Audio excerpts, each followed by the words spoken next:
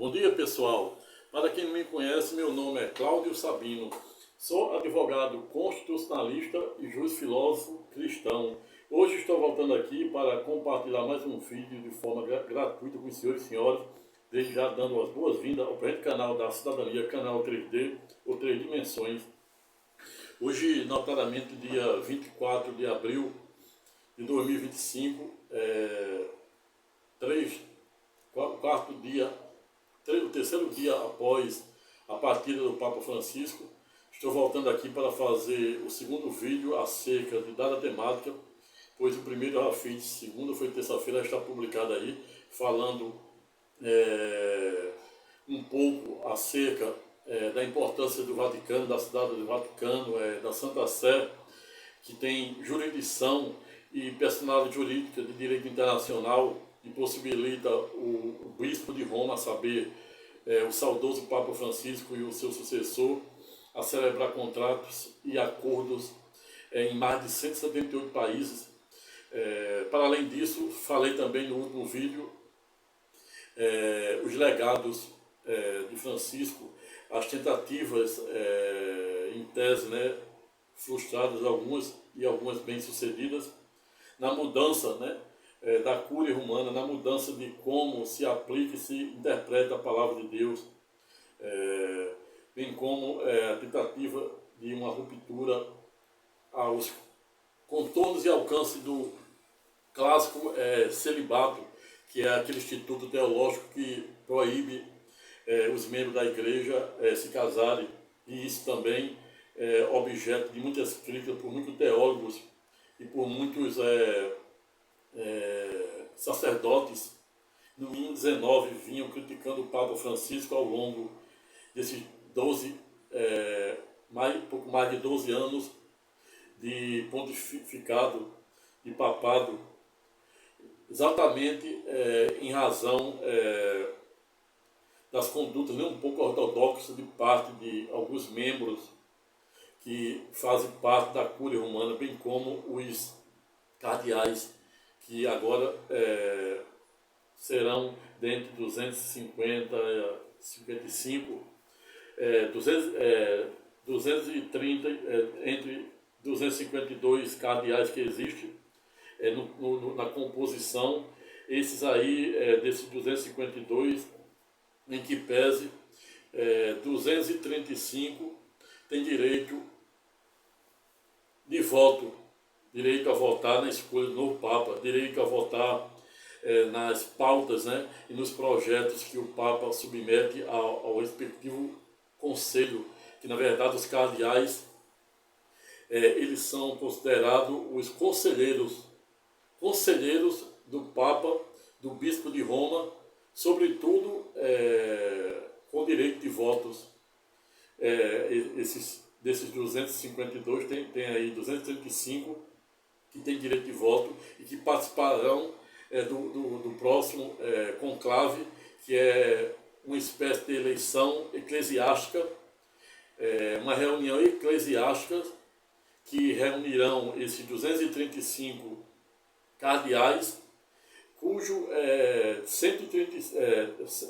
reunirão 135 cardeais com direito de voto, e desses 135 cardeais, em que pese, durante os 12 anos, Francisco pôde escolher expressivos 80% dos mesmos, ou seja, 108 desses dos 135 que participarão do próximo conclave daqui a 1 a 2 semanas, que o prazo é entre 15 e 20 dias, no mínimo 80% foram nomeados pelo saudoso Papa Francisco, que representa 108 cardeais.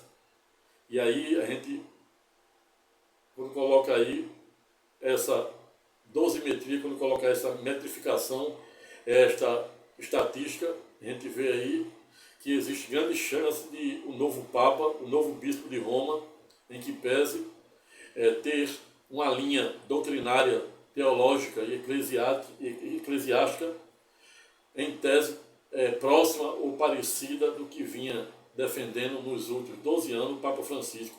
Mas hoje, sem mais delonga, para que o presente vídeo aula em tese não fique maior do que eu pretendo, desde já duas boas-vindas ao presente canal da cidadania, canal 3D ou 3 dimensões.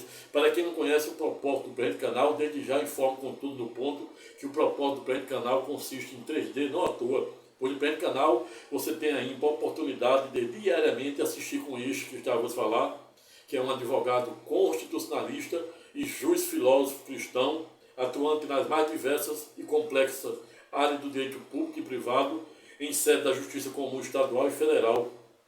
Mas no presente canal fora batizado em 3D não à toa, a primeira plataforma você tem ainda a oportunidade de diariamente me ver falar de forma gratuita acerca das temáticas que vêm sendo deliberadas pelo Tribunal da Cidadania, a saber, o STJ, acerca do direito constitucional federal, sobretudo, em especial, acerca das decisões que vêm sendo tomadas pela excelsa Corte do Supremo Tribunal Federal, para quem Rui Barbosa disse à época ter a faculdade de errar por último. A sorte é que no presente canal, em que pese, você tem ainda a oportunidade de poder contar com a quarta instância, que eu batizei como Tribunal de Cristo, por nele eu creio e nele você deve confiar. Dito isto, passo a comunicar o título objeto de nosso singelo estudo hoje, sem contudo lembrar no ponto que, se gostar do presente vídeo, se inscreva no presente canal, compartilhe o presente vídeo com o maior número de pessoas, dê o seu like e, se tiver vontade, diga o que você acha, quem será o próximo bispo de Roma, e deixe seu comentário de forma educada, respeitosa e elegante. Agindo assim, o difícil é errar, pois quem abusa do direito comete ato ilícito. Dito isto, passo a comunicar o título objeto de nosso singelo estudo de hoje. Abre aspas. Como entender ou entendermos o rito ou procedimento do conclave, que será objeto das próximas 2 semanas, deste instituto, ou seja, deste órgão que fica encravado no Vaticano, na Santa Sé, que será responsável para escolher e nomear o futuro sucessor do Papa Francisco. E esta foi exatamente a razão pela qual eu escolhi o presente título, abre aspas, como entender ou entendermos o rito do conclave à luz do direito canônico do Oscar de 2025, que premiara o filme O Conclave em uma das categorias, sobretudo no que aduz os contornos e alcances da diferença entre o direito canônico, direito comum dos homens e direitos naturais, à luz da lei de Deus e da lei dos homens, fecha aspas. Eis a questão, produziu o grande dramaturgo e, por que não dizer, um dos maiores poetas britânicos de todos os tempos, qual seja o de Shakespeare, para quem à época fora pedagógico, no sentido de dizer, existia entre o céu e a terra ângulos masculinos que a nossa vã filosofia imagina, mas Shakespeare, certa feita, quando estado ou provocado a falar da existência ou não de Deus, o mesmo fora pedagógico, no sentido de dizer acreditar no ser supremo, por lógico que Shakespeare estava a falar de Deus, o do Todo-Poderoso. Abaixo desse ser supremo estariam os anjos, abaixo dos anjos estariam as nuvens, abaixo das nuvens estariam a terra, abaixo da terra estaria o homem, abaixo do homem estaria a fauna, abaixo da fauna estava a flora, e abaixo da flora estavam os minerais, dentre eles o ouro, o mais precioso. Foram exatamente com estas palavras, com esses adjetivos que Shakespeare, à época, não olvidara em denotar o que ele entendia do Todo-Poderoso. Mas hoje, resolvi falar acerca deste inefável, e por que não dizer transcendental tema, que desde os primórdios da história da humanidade não faz a menor cerimônia em roubar o sono dos mais céticos, notadamente os filósofos, assim como eu.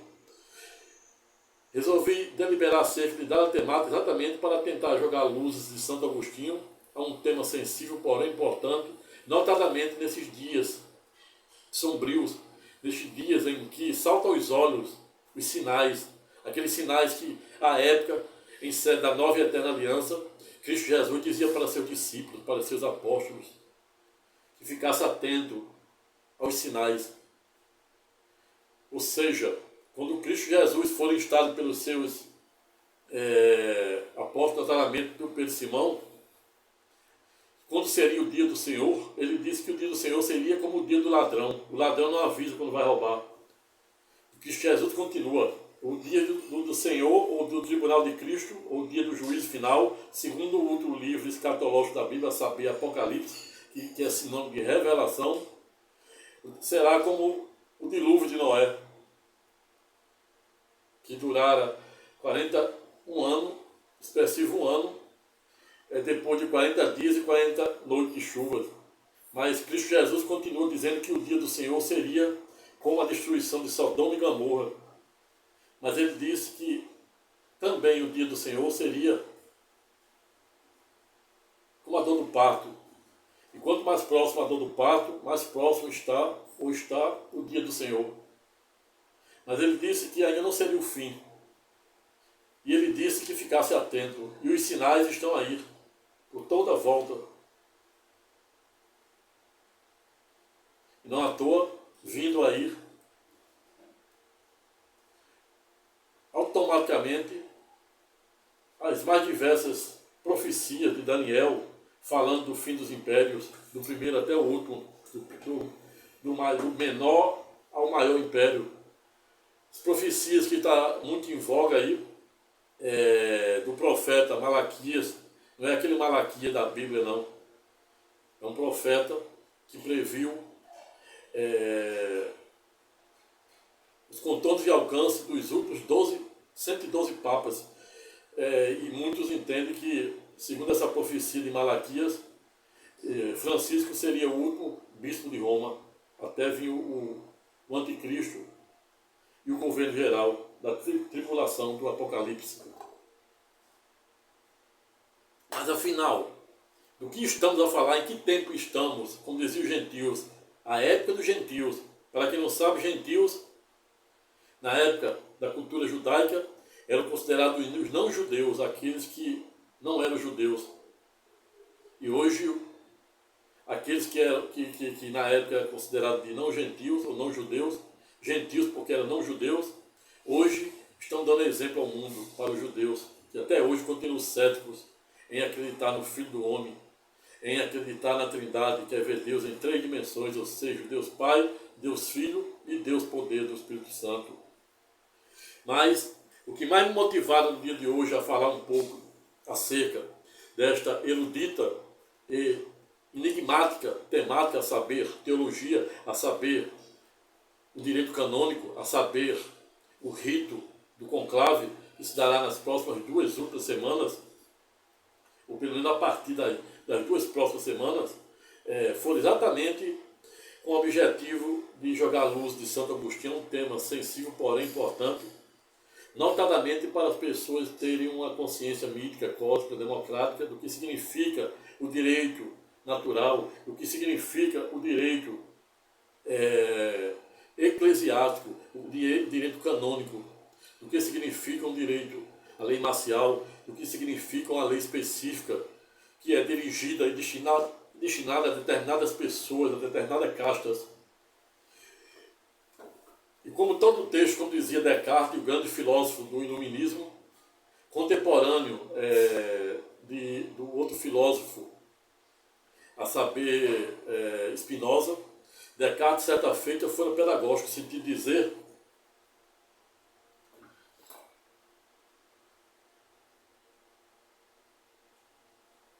Descartes fora pedagógico, em sede do seu iluminismo, em dizer que o ideal que o homem pode ser, isso remontando Mahatma Gandhi, que o homem pode ser aquilo que ele sonha. Mas, ao falarmos de direitos naturais, ao falarmos de direito canônico, nos remonta a uma breve interpretação acerca desse nosso existencialismo, acerca do existencialismo papal, do existencialismo da Santa Sé, do existencialismo da Cidade do Vaticano, notadamente do existencialismo, e por que não dizer, dos contornos e alcance de como a Cúria Romana, desde idos de sua instituição, notadamente pelo primeiro e segundo concílio de Nicéia, onde o cristianismo fora, onde o catolicismo apostólico romano fora oficialmente reconhecido por Constantino, referendado pelo primeiro concílio de Nicéia 1 e 2, mas o fato é que a fonte de todo o direito, seja ele direito de Deus e direito dos homens, se dá exatamente com os direitos naturais, onde o homem vivia no estado de natureza e ele era o lobo de si mesmo. E o tempo avança, surgem diversos contratualistas, diversas correntes filosóficas, bem como John Locke, por meio do seu tratado sobre o governo civil, a ponto de dizer que o homem vivia, o homem era o lobo de si mesmo, o homem vivia no estado de natureza. E ele tinha que matar para não morrer, era a autotutela. Aí o direito avança, também chegamos lá no direito de Hammurabi, até surgir, até na época de Moisés, não existia ainda a lei, a clássica lei mosaica, que é representada pelos 5 livros escritos por Moisés, de Gênesis a Deuteronômio, onde Moisés prevê a sua própria morte. No direito natural não existia ainda a lei mosaica, não existia ainda a lei do Talibã, a lei de Hammurabi. E é por isso que naquele período do Êxodo, que durava expressivo 40 anos, que eram para ser 4 dias, Deus tinha em seu plano, em seu projeto divino, fazer com que os mais de 3 milhões de cativos judeus ou semitas chegassem em Canaã em 4 dias. Mas Deus, como um dia para Deus é igual a 1000 anos, e 1000 anos é igual a um dia, Deus fizera com que aqueles semitas, céticos semitas, passassem expressivo 40 anos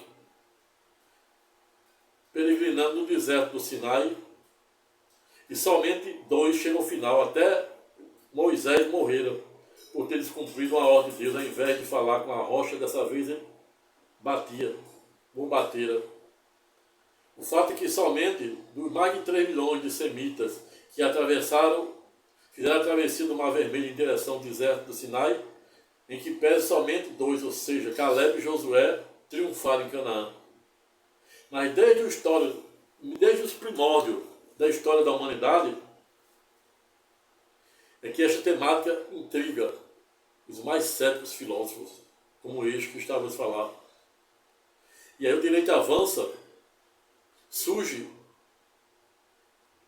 a lei de Hammurabi, a lei do Talibã, que dizendo olho por olho e dente por dente, e naquela época, como não existia a lei mosaica, Deus dá ordem para Moisés até mesmo de apedrejar e matar aqueles que trabalhassem no sábado, pois as leis provisórias que Deus estabeleceu naquela época de caráter eminentemente morais, civis e cerimoniais foram para aquele remoto período, aquele surtuoso período em que não havia ainda a lei.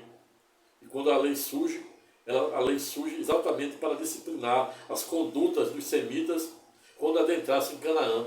Deus, na época, cria um instituto do direito penal, a saber, ordenando Moisés, para passar para o sucessor Josué, criar uma espécie de cidade dos refugiados. Nas hipóteses em que um judeu matasse alguém em legítima defesa, e aí você está vendo aí a origem do Instituto da Legítima Defesa, pudesse, para não ser morto pela família do morto, poder se refugiar, e se fosse em legítima defesa, poder se refugiar nessa cidade dos refugiados. E aí Deus cria mais de 500 leis temporárias para aquele período, para disciplinar o povo. E aí a gente está aí nessa transição entre o direito natural, o direito do Talibã, olho por olho, dente por dente. Quando Deus dizia olho por olho, dente por dente, ele não estava dizendo se alguém tirar uma mão, você deve tirar as duas do outro. Se algum irmão tirar um olho, você deve extrair os dois olhos dele. Não. Ele estava falando do princípio da isonomia, o princípio da proporcionalidade. E hoje a gente vê hoje no direito penal, notadamente na dosimetria da pena, que a pena deve ser proporcional ao agravo. Você vê a origem disso aí. E também a importância de sabermos filosofia, a importância de sabermos direito, história antiga, medieval, moderna e contemporânea. Sabermos geopolítica. E não à toa eu sou enfático em dizer que a Bíblia é o livro mais rico da história da humanidade. Para além de ser o mais rico, ele é o mais perseguido e mais lido. E quando eu digo que ele é o mais lido, é sobre o aspecto literário, sobre o aspecto filosófico. Tudo que o homem perguntar, existe resposta na Bíblia. Ela tem história, tem geografia, tem geopolítica, tem economia. José do Egito deram o maior exemplo de todos. A maior aula de geopolítica, a maior aula macroeconômica, de como deve se poupar no período de fartura para poder não faltar no período de escassez, no período de fome. E aí recomendo, existe um vídeo aí que eu fiz, né?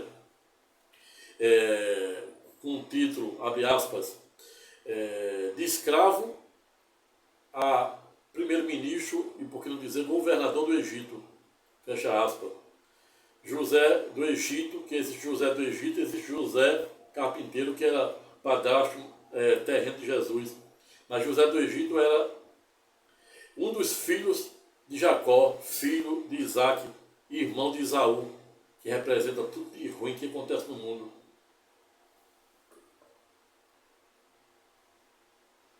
Esaú, em tese, representa os filisteus e representa todo aquele que hoje atenta contra os colorários da vontade e do propósito de Deus. Mas afinal, do que estamos a falar? Em que tempo estamos? Explico, como sempre, a resposta de fácil alcance. Estamos a passar estamos diante de mais um rito de passagem, onde os sinais ditos por Jesus, alertados por Jesus em sede da nova e eterna aliança, saltam aos olhos. É terremoto, é maremotos, é queimadas na Amazônia, queimada na Flórida, nos Estados Unidos, terremoto na ilha de Taiwan, guerras, na Rússia contra a Ucrânia há mais de 3 anos, guerra desde idos de 10 de outubro de 2023, mais de 2 anos, Israel contra o grupo terrorista Hamas, se estendendo para o vizinho Líbano do Hezbollah, para o braço do Iêmen, até mesmo para a Síria, cujo ditador que reinava mais, juntamente com seu pai, mais de 50 anos, a saber, Al-Assad, foi derrubado pelo grupo xiita, que em tese é considerado terrorista, não obstante o próprio HTL dizer que não tem mais essa corrente terrorista, não obstante os mesmos ter sido fruto, e por que não dizer, cria da Al-Qaeda, de Osama Bin Laden, morto, notadamente no governo de Barack de Obama. Mas afinal, em que tempo estamos? Estamos exatamente na época dos gentios. Esse período em que o Papa, no último dia 21, de domingo para segunda, partira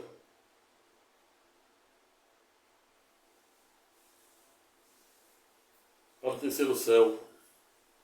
Não obstante, muitos, no mínimo 19 cardeais e teólogos, viviam chamando o saudoso Papa de herege. E existe também outro paradoxo, né?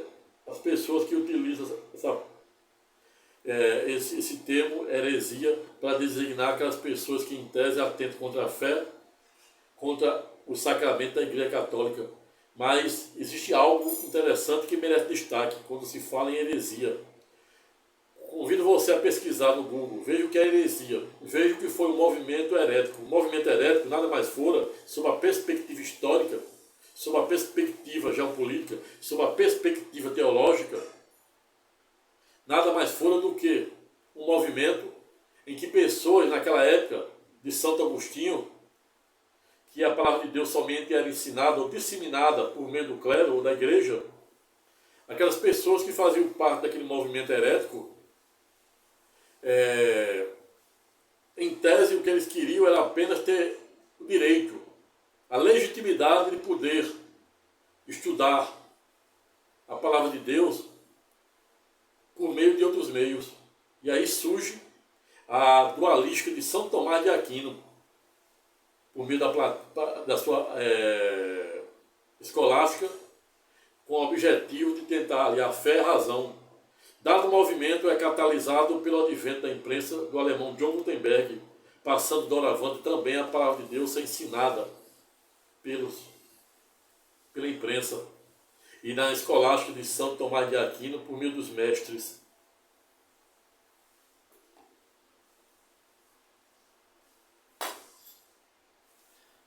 E o direito canônico teve como origem primária, ou primeira, o Antigo Testamento, e depois o Novo, com base na Nova e Eterna Aliança. Para quem não sabe, tem muita gente que tem dificuldade de entender o Antigo e o Novo Testamento. Vou dar um bizu, sem ter a menor pretensão de botar a matéria, tampouco faz não demérito àqueles que, por um viés teológico e jurídico, pensam em sentido contrário, pois isso é democracia. A democracia que se baseia no monólogo, ela pode ser tudo, menos democracia. Democracia consiste em diálogo. É isso que consiste, democracia. E não à toa também eu gosto de dizer que o maior inimigo da verdade não é a mentira, e sim a enganação. Por isso não se deixe ser enganado por falácias, por palavras bonitas, retóricas bonitas, que não refletem o verdadeiro espírito da vontade de Deus.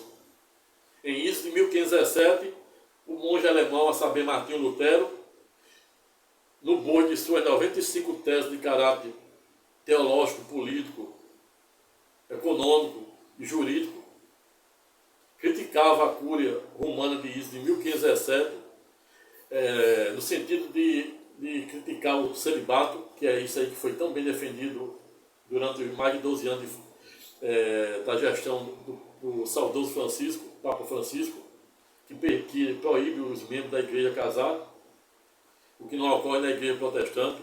Mas Martinho Lutero, para além de criticar o celibato, ele criticava também a indulgência, que era uma maneira em que o Papa da época cobrava das pessoas, dos fiéis católicos, quantias, às vezes até exorbitantes, em troca do perdão, como se isso fosse possível.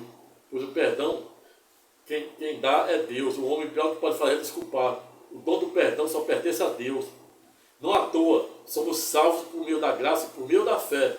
E até mesmo a fé em que pese não pode ser obra do homem, para que o homem não se engrandeça em detrimento do Todo-Poderoso.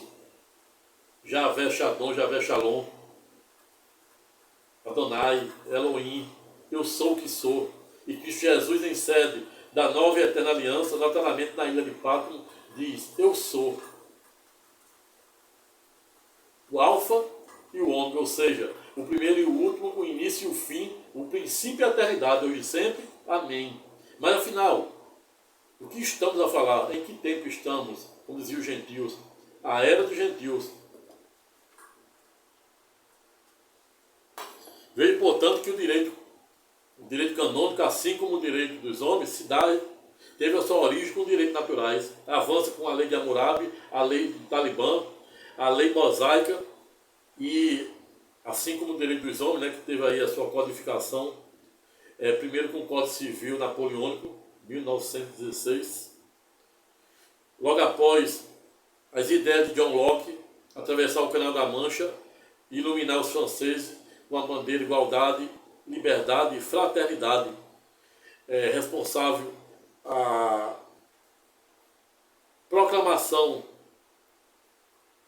da histórica e transcendental Declaração Universal do Homem e do Cidadão, logo após a histórica Revolução Francesa. Mas as ideias de John Locke foram tão futuristas que atravessaram o Canal da Mancha e inspiraram os franceses a promover a histórica Revolução Francesa e que teve como consequência a Declaração Universal dos Direitos do Homem e do Cidadão. E aí, quando a gente vai também falar sobre o direito canônico, o direito canônico tem aí como base o quê? O Antigo Testamento Novo, a lei mosaica, as escrituras, mas antes de tudo, em primeiro lugar, o direito natural, como é assim que antecederam o direito dos homens. Mas o direito canônico, diversamente dos direitos do homem, ele tem uma particularidade, como todo direito específico. O direito canônico, diversamente do que muitos em tese podem imaginar, ele não se aplica a toda e qualquer pessoa indistintamente. Ele se aplica única e exclusivamente aos membros da Igreja Católica, bem como cardeais, bispos, arcebispo, padre, etc. Notadamente no que aduz aquelas condutas típicas previstas no Código Canônico, que não vou entrar, me aprofundar porque não há tempo para fazer isso aqui. Assim como existe o Código Penal, que disciplina as condutas dos humanos, de nós humanos, o Código Civil, as condutas, direitos e obrigações da nossa lei, existe o Código Canônico para disciplinar as condutas dos membros eclesiásticos, dos membros da Igreja Católica, começando dos papas, cardeais, bispos, arcebispos e os padres. E o direito canônico, ele avança teleologicamente no sentido de, ao longo desses últimos 2000 anos, sofrer uma grande resistência de grande parte da cúria romana, que é representado pelos cardeais, que são os verdadeiros conselheiros do Papa, onde no total de 252, 135 têm direito de voto. Desses 135, 108, ou seja, 80%, foram nomeados pelo saudoso Papa Francisco.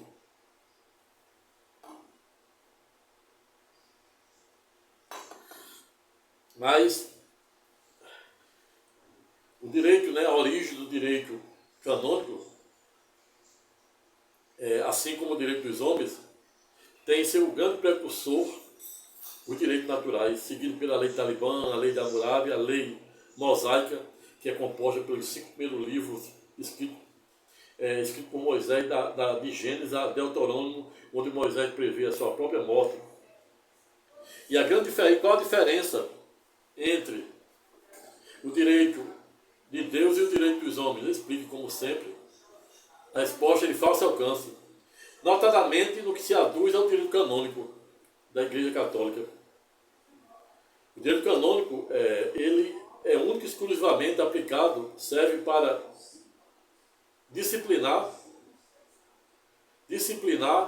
processar e punir os membros da Igreja Católica que atentem contra a fé, que atentem contra os sacramentos da Igreja Católica, que são 7, bem como o batismo, confirmação, o crisma, eucaristia, penitência ou arrependimento, unção aos enfermos, ordem, que é no caso de ordenamento dos padres, e matrimônio. Então, o direito canônico foi criado notadamente pela primeiro e segundo concílio de Nicéia, com o objetivo de disciplinar as condutas dos membros da Igreja Católica, do padre ao Papa, no que aduz à fé, no que aduz aos 7 sacramentos, no que aduz à conduta ética e moral. E há muitos aí que devem estar me perguntando: doutor Cláudio, o que é que pode acontecer com um membro da Igreja Católica se praticar algum crime comum, como qualquer pessoa comum pratica, ou no Brasil ou no mundo? Explico, como sempre, a resposta de fácil alcance. Se algum membro da Igreja Católica, seja papa, seja cardeal, seja bispo, arcebispo ou um padre nas paróquias mais longínquas do mundo, eles serão disciplinados, eles serão processados e julgados pela jurisdição da lei dos homens. Por não existe nenhuma previsão no ordenamento jurídico constitucional, tampouco penal, salvo o direito, né, de algumas seitas, algumas religiões, como por exemplo aqueles que são adeptos da Testemunha de Jeová. Esses, né, por uma questão do Estado ser laico, existe essa previsão constitucional, mas no que aduz a direitos e garantias processuais para ser julgado sobre crimes dos mais diversos, sobretudo na área civil. Todo e qualquer membro da Igreja Católica, se cometer crime comum, deverá ser julgado, processado e julgado pelos tribunais, né? Os tribunais da jurisdição brasileira, no caso do Brasil, e os demais do mundo. Ou seja, a jurisdição e a competência dos tribunais eclesiásticos, eles só têm competência para disciplinar, processar e julgar e até mesmo punir os membros, né, da Igreja Católica que atenta contra a fé, que atenta contra os 7 sacramentos, batismo, confirmação, eucaristia, penitência ou arrependimento, unção aos enfermos, ordem, né, e matrimônio, bem como as condutas éticas e morais, as condutas desviantes de muitos que são parte integrante da Igreja Católica. E aí você já começa a observar, falei dos 7 sacramentos, falei da origem do direito canônico, que é similar ao direito dos homens, começando do direito natural, passando pela lei de Hammurabi, lei do Talibã, lei mosaica, positivação, os códigos, né? Códigos e a Constituição canônica, Constituição do Vaticano, que disciplina, né, as condutas, né, as condutas típicas que atentam contra os 7 sacramentos da Igreja Católica, bem como contra a fé e as condutas éticas e morais de todos os membros da Igreja Católica. Você viu aí que existe a diferença, viu a origem, né, do direito canônico que se dá com direitos naturais, Antigo Testamento, que revela aquilo que foi, que profetizava aquilo que foi revelado no Novo. E é por isso que eu digo que não há como dividir o joio do trigo, o novo do velho, senão a gente teria que jogar por terra aquela meteórica passagem da transfiguração de Cristo Jesus, onde de um lado ele flutua lá no monte da transfiguração, ele chama seus 3 queridos discípulos para presenciar aquele momento triunfal, aquele inefável momento em que ele flutua no meio e de um lado aparece Moisés, representando o período dos profetas, a lei mosaica e o êxodo, e do outro o profeta Elias remontando os profetas e os 3 anos e meio em que Deus dera poder para ele abrir e fechar os céus para chover e não chover. Então não há como dividir o joio do trigo. E aquela passagem da transfiguração de Cristo Jesus sela o novo com o velho. Então aí podemos ver aí, né, toda essa evolução histórica, né, da origem, né, do direito canônico, bem como o direito dos homens, que se dá o direito natural. Avança a lei de Hammurabi, lei do Talibã, a lei mosaica, que até hoje é utilizada em Israel. Pois Israel, para quem não sabe, tem um detalhe. Não obstante, desde 14 de maio de 1948, tenha conseguido a sua independência, ou seja, ser reconhecido como Estado soberano, depois de quase 20 séculos, ou seja, quase 2000 anos que viveram dispersos, expulsos de suas terras. Mas Israel, em que pese até o presente momento, não existe nenhuma prova, nenhum indício de que ela tenha instituído a sua primeira Assembleia Nacional Constituinte para instituir a sua primeira Constituição Federal. Você pergunta como é que Israel disciplina a vida daquele país. explica, como sempre, a resposta de fácil alcance. Israel disciplina com base nos costumes, notadamente com base na Torá, que compreende os 5 primeiros livros escritos por Moisés, de Gênesis a Deuteronômio, onde Moisés prevê a sua própria morte, sobretudo pelas decisões que são tomadas pela Suprema Corte de Israel, que foram objeto de palco de reforma, no sentido do primeiro-ministro Benjamin Netanyahu tentar esvaziar os poderes dos ministros daquela corte.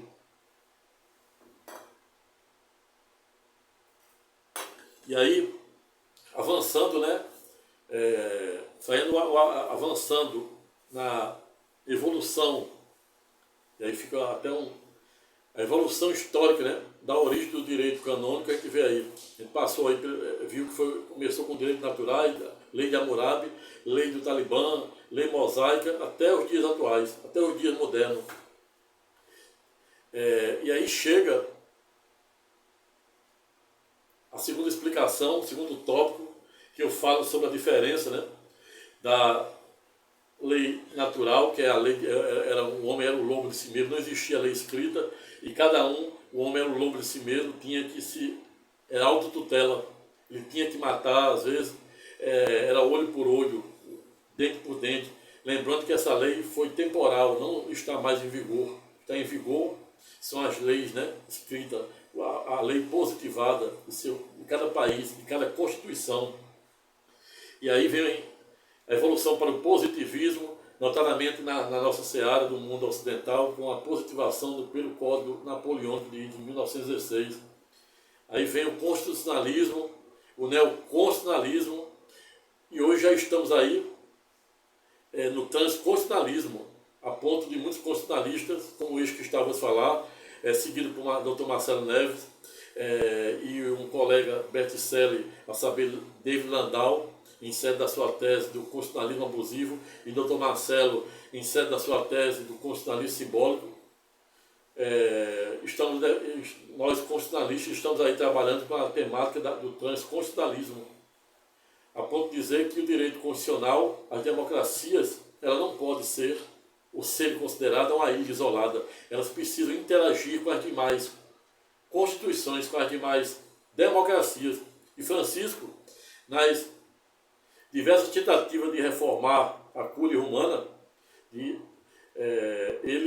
o que ele queria realmente era a unificação da fé, a unificação das religiões, segundo o último livro escatológico da Bíblia. E ele vinha sendo acusado por no mínimo 19 teólogos e sacerdotes de herege. E eu digo que herege, tem que ter muito cuidado em usar essa palavra heresia, pois segundo o movimento herético, os heréticos, em tese, eles não eram hereges, eles não eram os ateus. Eles queriam ter o direito de buscar a verdade, como defendia João. Buscar a verdade vos libertará. Eu pergunto, como é que iremos chegar à verdade? Segundo o comando de João 8,32, senão por meio da maior amiga do saber, qual seja a filosofia. Muita gente critica, chamando os filósofos de bobo, com base na frase, transcendental frase de Sócrates, que diz, abre aspas, o que sei é que nada sei, fecha aspas. Quando Sócrates dizia o que sabia é que nada sabia, é exatamente para possibilitar sempre descobrir o novo, pois tudo que é novo, para além de gerar a mais certa resistência, mais jubiloso fascínio, tudo que é novo também gera inquietações.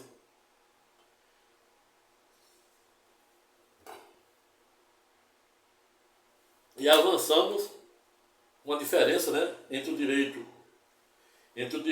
canônico, né, que é o direito que se aplica única e exclusivamente aos membros da Igreja Católica, notadamente naquelas condutas de padres, de bispos, arcebispos, cardeais que atentam, que até o Papa, que atentam contra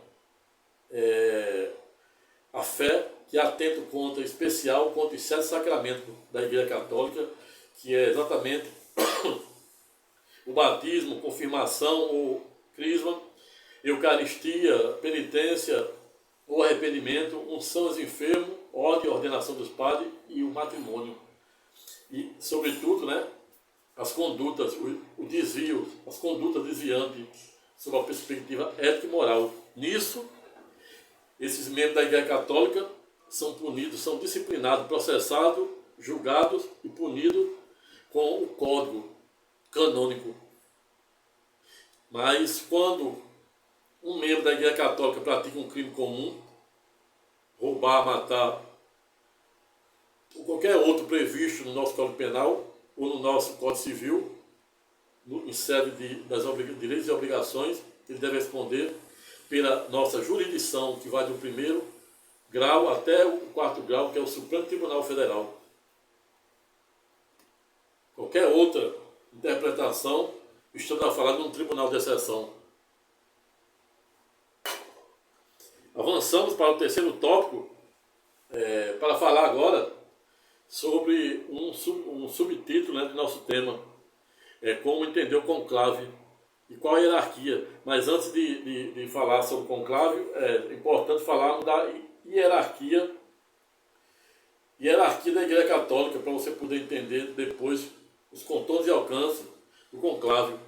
Quando vamos aqui para a hierarquia da Igreja Católica, é um sistema de liderança que estende desde o Papa, o líder supremo, até os níveis mais baixos da Igreja, como os diáconos e leigos.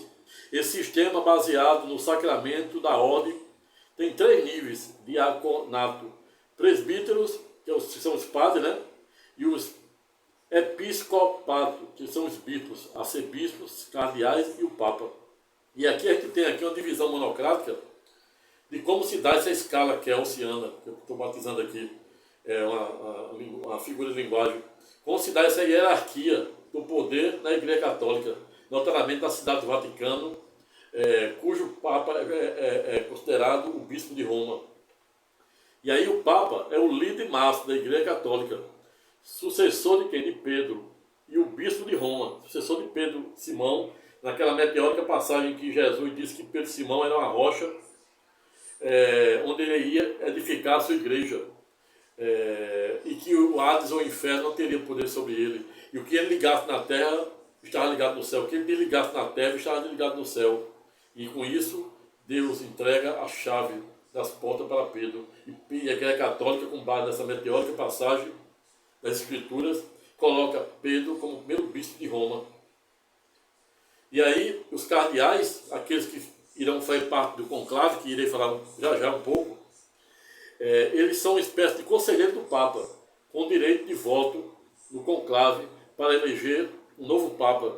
No caso, hoje, existe aí, desses cardeais aí, existe 252, desses 252 nem todos têm direito a voto, apenas 235, cujos 108 desses 235 foram escolhidos pelo Papa Francisco, ou seja, 80% dos que têm direito de voto. Então a chance é grande de ter um sucessor de Francisco com pensamentos, né? Pensamento teológico próximo dele. E aí a gente vem aqui os cardeais, que são conselheiros do Papa, com direito a voto no conclave, é isso que a gente vai falar em breve, para eleger um novo Papa. E tem os arcebispos, na escala, baixando a escala hierárquica, né, de poder, que lideram uma província eclesiástica, conjunto de diocese, sendo os superiores os bispos em suas áreas específicas. E vem os bispos, responsáveis por uma diocese, área composta por várias paróquias e sucessores dos apóstolos, representam os apóstolos, esses bispos. Os padres, né, que são os presbíteros, lideram paróquias, né, e ministram os sacramentos, que são aqueles 7, do batismo até a unção dos enfermos,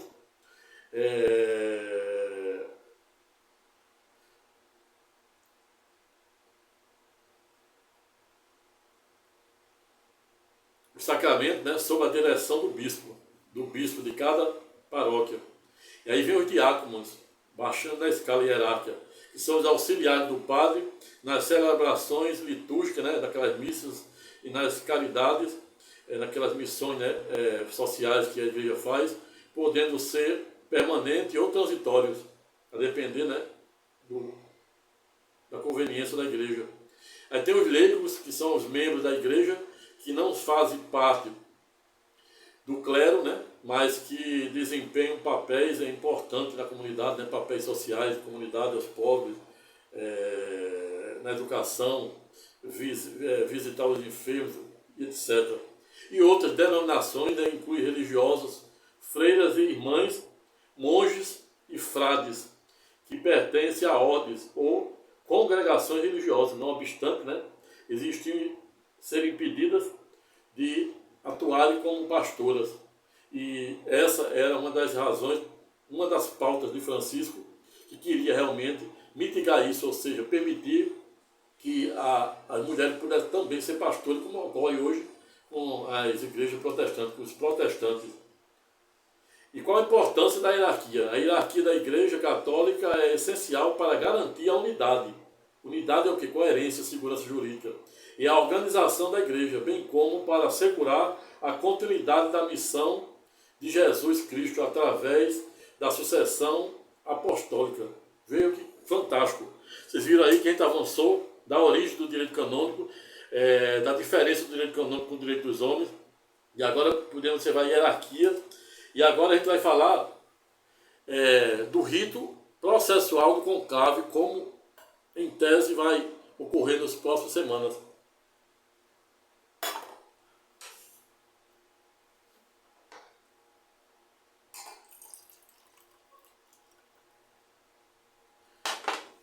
Se estão gostando, chegaram até aqui, estão gostando do presente vídeo, dê o seu like, compartilhe o presente vídeo com o maior número de pessoas. Aperta o sininho para ser avisado para os próximos vídeos que irei fazer, que não serão poucos. E ao final, se tiver a vontade, deixe seu comentário de forma educada, respeitosa e elegante. E não se esqueça de se inscrever no presente canal da Cidadania, canal 3D, ou 3 dimensões. Vamos ver agora aqui as regras básicas que nortearão a reunião do conclave.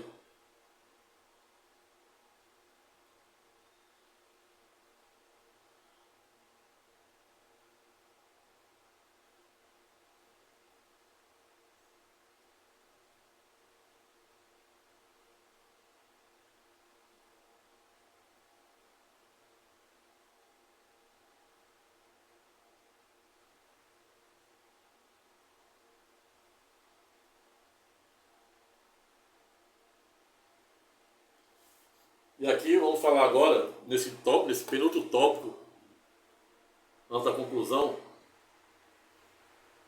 sobre o rito ou regra. Para quem não sabe, processualmente falando, juridicamente falando, rito é sinônimo de procedimento, um procedimento em que determinado processo deve ser processado. São as fases, as diversas fases, o quórum, a competência, como o que deve ser observado é exatamente isso, em uma primeira síntese estreita. Então, o que é o conclave? O conclave é uma reunião, como eu já havia dito, alhures, de cardeais, que são aqueles conselheiros do Papa, e aqui no caso, existe 252, onde somente 235 têm direito a voto. Desses 235, 108 foram escolhidos e nomeados pelo saudoso Papa Francisco. E aqui o que é o conclave? O conclave é a reunião de cardeais eleitos.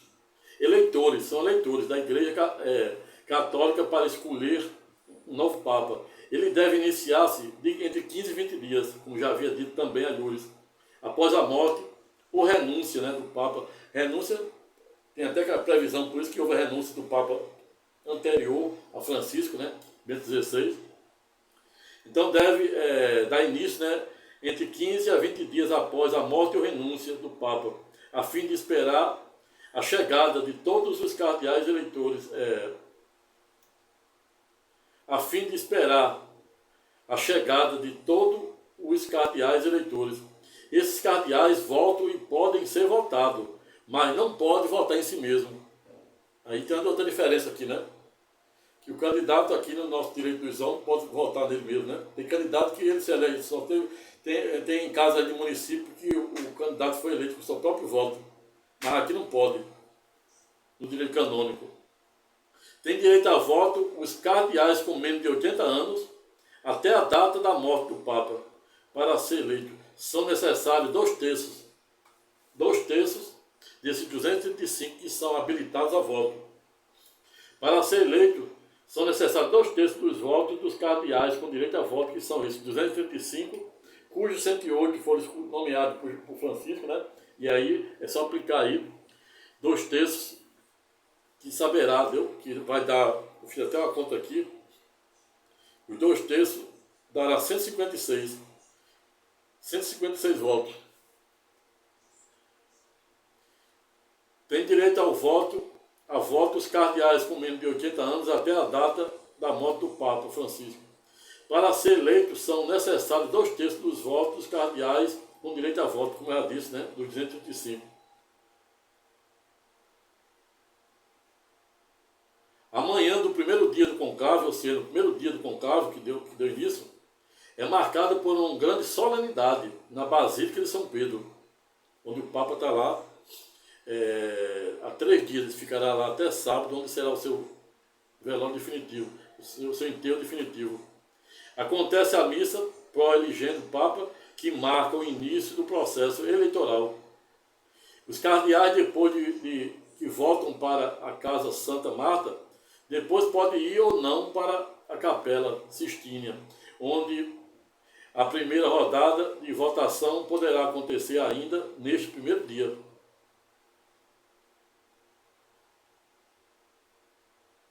Nos últimos 12 anos, o sumo pontífice, ou seja, o Papa argentino Francisco, nomeou 80%, como já havia dito, dos 135 cardeais aptos a votarem no conclave, que agora elegerá um novo chefe da Igreja Católica.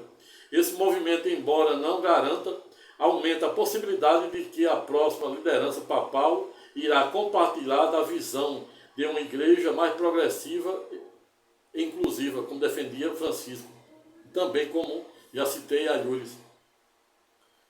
Comprometido com uma igreja descentralizada e de base, Jorge Bergoglio procurou promover o clero dos países em desenvolvimento para os postos mais altos da instituição. Desde sua eleição, desde 2013, o pontífice realizou 10 consistórios ordinários, nos quais deu atenção à diocese remota no que chamava de periferias, mesmo em lugares onde os católicos são minoria, rompendo com o costume de destacar sistematicamente arcebispo de grandes dioceses como Milão ou Paris. Ou seja, espera-se que o próprio conclave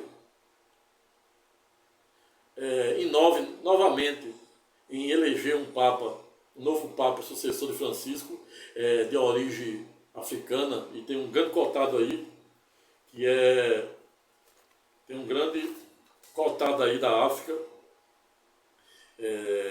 que é exatamente, deixa eu achar aqui o nome dele aqui,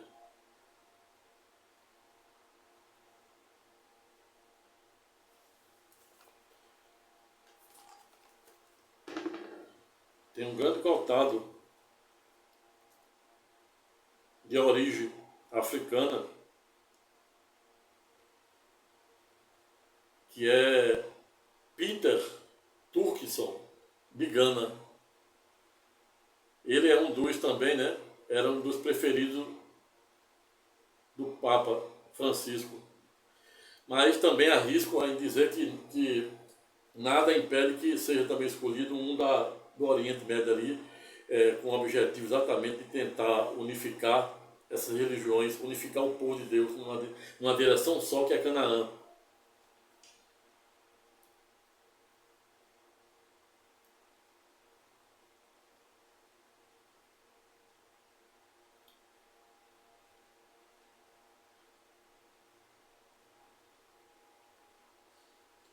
E aqui, dito isto, doravante, iremos falar do penúltimo título, antes da conclusão, que é exatamente sobre a mensagem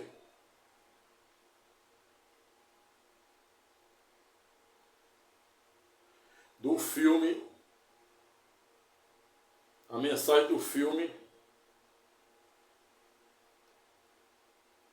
com o título de Conclave. Parece que era uma profecia, parece que era uma...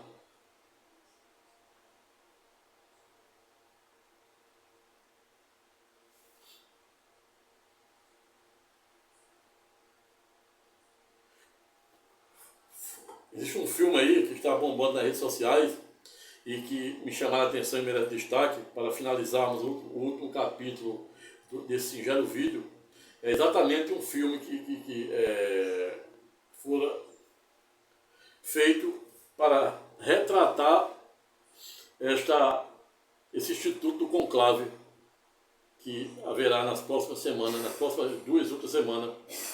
E a mensagem central do filme O Conclave é sobre a Igreja Católica e sua busca constante por reencontrar o seu centro espiritual, reencontrar o seu verdadeiro papel, especialmente quando lida com o poder. O filme explora as divisões e conflitos internos dentro da instituição, questionando tradição e a busca por um futuro mais aberto e inclusivo, que defendia também o Papa Francisco. Em resumo, a mensagem principal do filme reside exatamente em 1. A igreja precisa se renovar. E aí eu digo, tudo que é novo gera da mais certa resistência ao mais jubiloso fascínio. Ao longo de mais de 2000 anos do cristianismo, mais de 2000 anos da nova era, né, a era comum de Cristo para cá, o que a gente vê é um ceticismo em se reformar a cúria romana, se reformar os atos cerimoniais, se reformar as liturgias que são utilizadas desde então pela Igreja Católica. E aí o filme, em um primeiro momento, o filme a saber, o Conclave, eu te convido aí a pesquisar aí, assistir esse filme, pois você vai poder entender os contornos e alcances, né? Ele fala em primeiro momento, né, do rito desse que eu estou falando, que eu acabei de falar, e o que existe, né, de interessante e que merece destaque no conclave, nesse processo que o mundo irá novamente observar nas próximas semanas. A igreja precisa se renovar, remontando aqui o quê? Uma das pautas de Francisco.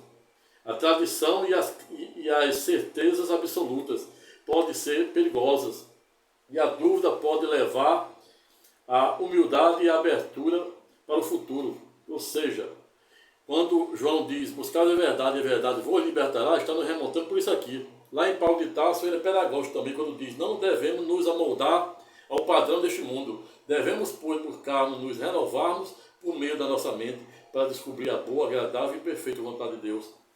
E aqui o filme avança na segunda mensagem, e aqui eu estou dando spoiler, né? Mas isso não impede que você assista o filme de uma forma que ajudar a compreender quando for assistir. A igreja deve olhar para o futuro com compaixão e tolerância. A escolha do novo Papa reflete a necessidade de uma liderança que valorize a paz e a inclusão, pauta também defendida por Francisco. A igreja deve abraçar mudanças. O filme questiona as estruturas tradicionais e propõe uma reflexão sobre a identidade e a fé em um mundo em que se transforma. A fé é uma jornada, não um destino.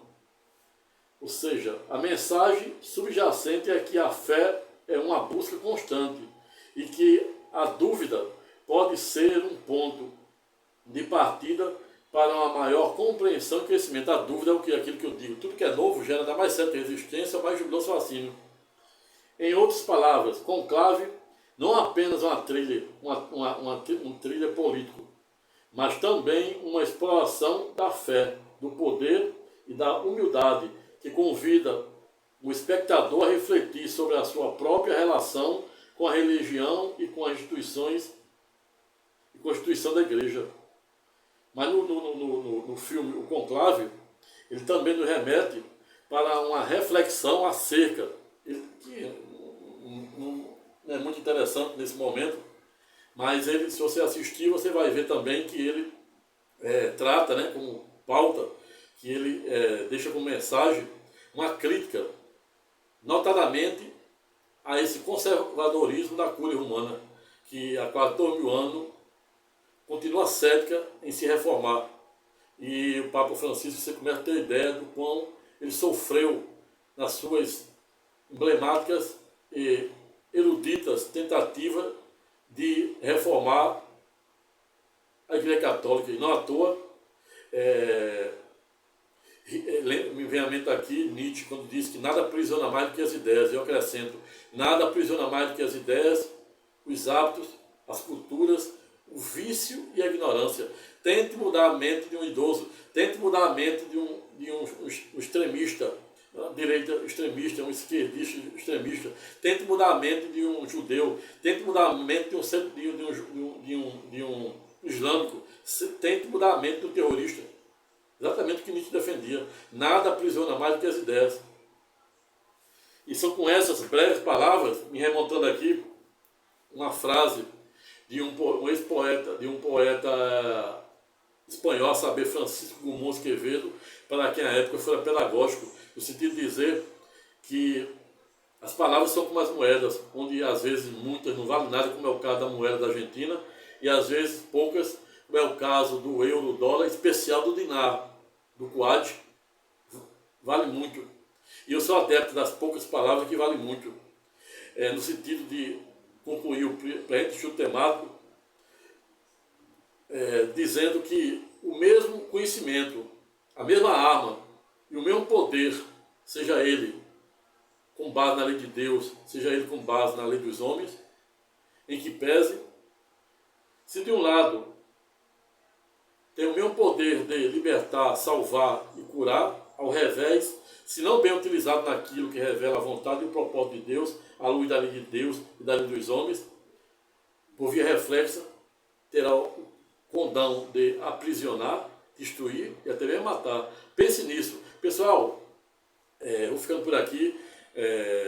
Não tive a menor pretensão de esgotar a matéria de um tema complexo, porém importante, notadamente nos dias em que estamos a passar, apenas para jogar a luz de Santo Agostinho, um tema sensível, porém importante, para te ajudar aí a compreender melhor o direito de Deus, o direito dos homens, e porque determinado membro da igreja age do jeito que age, e se ele agir fora disso, por praticar crime comum, ele vai ser processado e punido com a lei dos homens, mas se ele praticar crimes contra a fé, contra os sacramentos da Igreja Católica, contra os bons costumes da liturgia cristã, ele vai ser processado, julgado e punido pelo Código Canônico, ou seja, pela lei de Roma, pela lei do Vaticano, pela lei que a Santa Sé, pela lei que o Papa chama de Deus, não obstante ter sido instituída em tese pelos próprios homens, na pessoa do padre, do Papa, que é o legislador supremo. O direito canônico tem como Papa, ou seja, o bispo de Roma, o legislador supremo.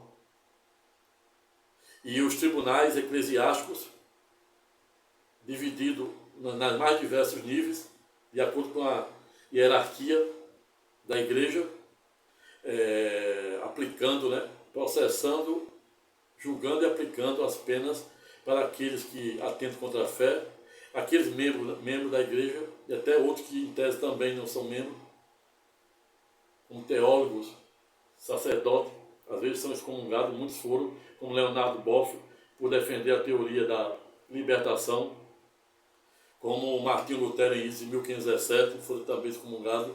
Outros são impedidos de praticar o sacramento da igreja, do batismo, a unção aos enfermos, e por aí vai. Se gostar do presente vídeo, se inscreva no presente canal, compartilhe o presente vídeo com o maior número de pessoas, dê o seu like, e se ter vontade, deixe seu comentário de forma educada, respeitosa e elegante. Fique com Deus e até a próxima.